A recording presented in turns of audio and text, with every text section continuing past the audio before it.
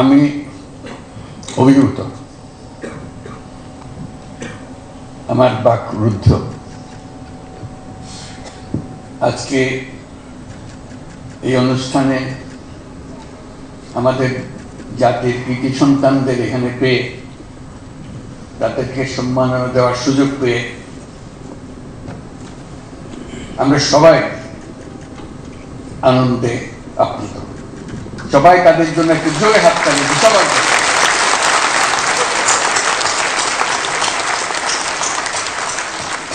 বিশেষ করে নারী ফুটবল টিমের জন্য। তারা আমাদের হৃদয়ে স্থায়ীভাবে আসন নিয়েছে। তারা আমাদের জাতিকে বিশেষভাবে উদ্বুদ্ধ করছে, সেজন্য আমরা তাদের প্রতি কৃতজ্ঞ।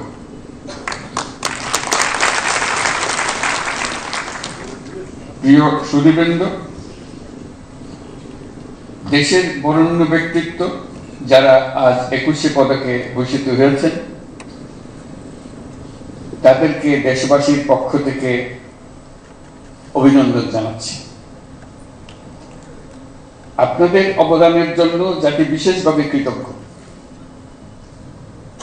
আপনারা জাতির পথ প্রদর্শক।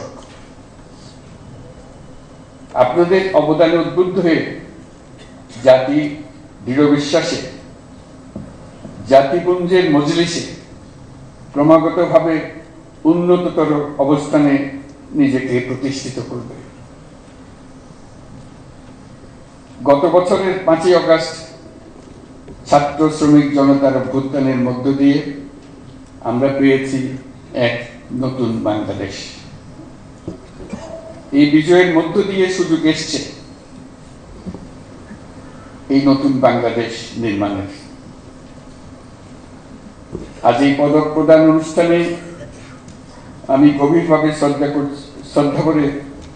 শ্রদ্ধা করে স্মরণ করছি দেশমাতৃর জন্য বিভিন্ন লড়াই সংগ্রাম, 52 ভাষা আন্দোলন, 71-এর মহান মুক্তিযুদ্ধ এবং 24-এর গণ অভ্যুত্থানে যে সকল সাহসী ছাত্র শ্রমিক জনতা প্রাণ বিসর্জন দিয়েছেন এবং আহত হয়েছেন, তাদের সকলকে।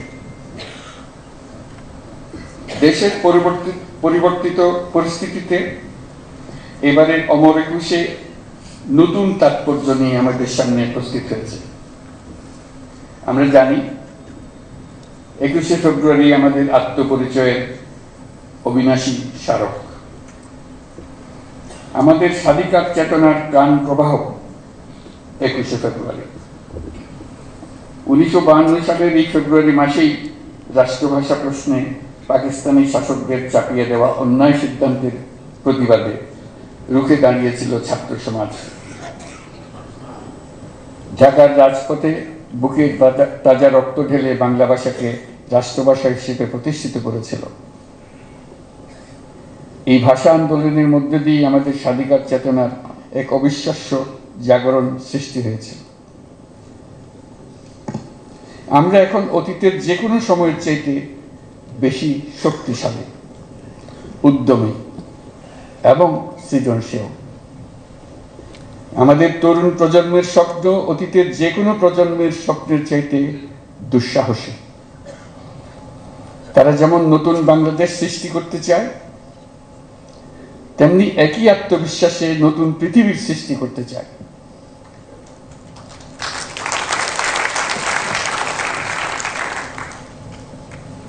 নতুন পৃথিবী সৃষ্টিতে তারা নেতৃত্ব দিতে চায়। সেই নেতৃত্ব দেওয়ার জন্য তারা প্রস্তুত। ছেলেরাও প্রস্তুত, মেয়েরাও প্রস্তুত। তারা ঘুণে ধরা আত্মবিনাশী সভ্যতার বন্ধন মুক্ত হয়ে তাদের স্বপ্নের নতুন সভ্যতা গড়তে চায়। সেই সভ্যতার মূল লক্ষ্য থাকবে পৃথিবীর সকল সম্পদের উপর প্রতিটি মানুষের সমান অধিকার নিশ্চিত করা, প্রতিটি মানুষের স্বপ্ন দেখার এবং সেই স্বপ্ন বাস্তবায়নের সকল সুযোগ নিশ্চিত করা, মানুষের জীবনযাত্রাকে এমনভাবে গড়ে তোলা যাতে করে পৃথিবীর অস্তিত্ব কোনো রকমে বিঘ্নিত না হয় এবং পৃথিবীর উপর বসবাসরত সকল প্রাণীর সুস্বাস্থ্য নিয়ে বেঁচে থাকা কোনো রকমই বিঘ্নিত না হয়। আজ এই মহান শহীদ দিবস ও আন্তর্জাতিক মাতৃভাষা দিবস 2025 উদযাপনের স্মরণীয় দিনে আমরা জাতির এই স্বপ্নের আশু বাস্তবায়ন নিশ্চিত হোক এই কামনা করছি। দেশে দেখিয়ে যারা আজ জাতির পক্ষ থেকে স্বীকৃতি পেলেন, কৃতজ্ঞতা জানাচ্ছি এবং তাদেরকে আবারও অভিনন্দন জানাচ্ছি। মহান আল্লাহ আমাদের স্বপ্ন বাস্তবায়নে সহায়ক হোক। ধন্যবাদ।